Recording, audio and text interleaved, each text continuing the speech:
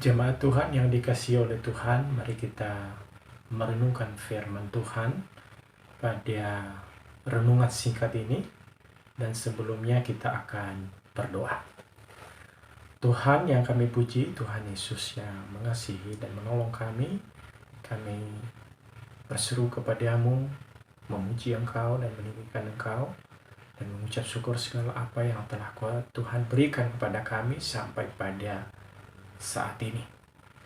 Ya Tuhan, kami rindu merenungkan firman-Mu, mendengar firman-Mu, dan kiranya Tuhan memberkati kami di dalam mendapatkan penguatan dalam firman Tuhan. Terima kasih Bapa, di dalam nama Tuhan Yesus kami berdoa dan mengucap syukur. Amin. Pada renungan singkat ini kita belajar sebagian dari firman Tuhan dari Kejadian 4 ayat 6. Kejadian 4 ayat 6, demikianlah firman Tuhan. Firman Tuhan kepada Kain, "Mengapa hatimu panas dan mukamu muram?" Topiknya adalah setiap pilihan ada dampaknya. Tentu di dalam kehidupan kita ini kita bisa bebas memilih. Kita bisa menentukan apa yang menjadi kerinduan kita, harapan kita ke depan di dalam menjalani hidup ini. Nah, kalau kita membaca tadi di dalam Kejadian 4 ayat 6 bahwa Kain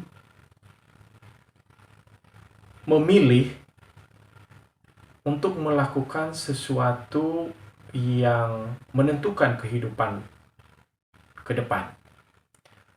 Di dalam hubungannya dengan adiknya hanya masalah persembahan mereka. Kain tidak merasa puas akan persembahan yang dia sampaikan kepada Tuhan, sehingga hatinya panas dan mukanya muram. Nah, tentu ini dilampiaskan kepada adiknya sendiri. Seharusnya bahwa dia harus memilih beda daripada hati yang panas itu. Tentu dia harus memikirkan dulu kenapa dia harus hatinya panas dan mukanya muram terhadap adiknya. Karena yang membuat masalah bukan adiknya, tetapi seakan-akan yang membuat masalah itu adalah ditimpakan kepada adiknya. Dia sebenarnya hanya memperbaiki hubungannya dengan Tuhan, karena Tuhan itu adalah Maha Kasih. Dia bisa menerima kapan saja ketika kita mendekat kepadanya.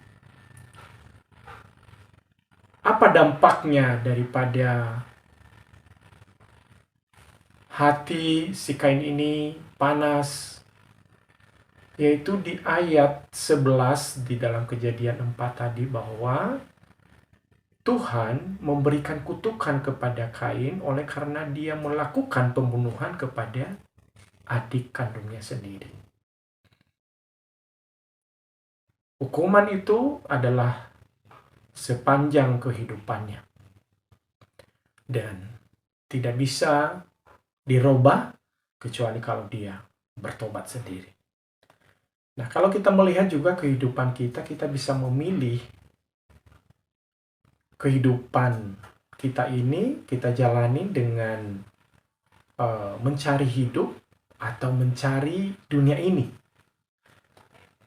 Tentu masing-masing ada dampaknya, ada akibatnya. Kalau kita mencari hidup, maka kita mendapatkan sesuatu yang baik kehidupan kita. Kita bisa dipimpin oleh Tuhan, kita bisa merasakan bagaimana tangan Tuhan menuntun kehidupan kita sekalipun ada berbagai macam masalah. Dan Tuhan tidak pernah melepaskan tangannya kepada kita, karena itu adalah janjinya. Tetapi kalau kita mencari dunia ini maka yang kita dapatkan adalah dunia ini yang serba masalah, yang serba tidak ada jalan keluarnya. Kadang-kadang sepertinya ada jalan keluar, tetapi kita hanya keliling-keliling dan kita kembali lagi kepada masalah kita yang utama.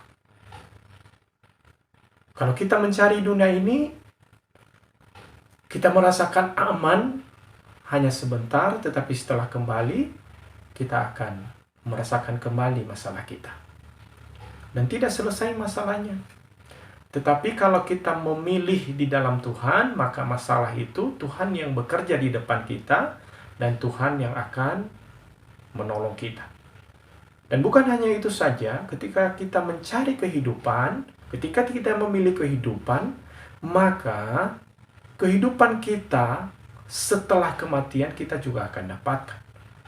Bukan kematian. Kalau kita mencari dunia ini, maka yang kita dapatkan dampaknya adalah kematian.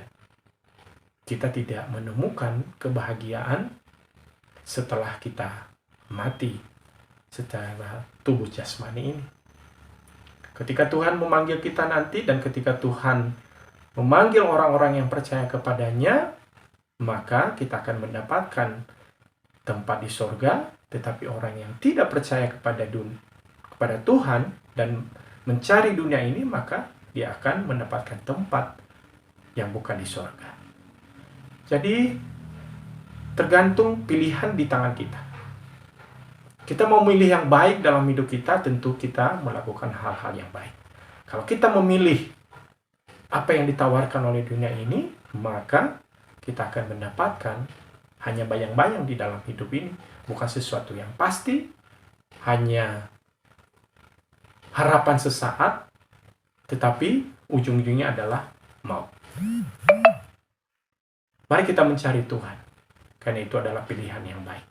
Tentu kita menjadi jemaat Tuhan, maka kita harus menjadi orang yang sungguh-sungguh percaya kepada Tuhan Yesus. Terima kasih, semoga Tuhan memberkati kita. Amin.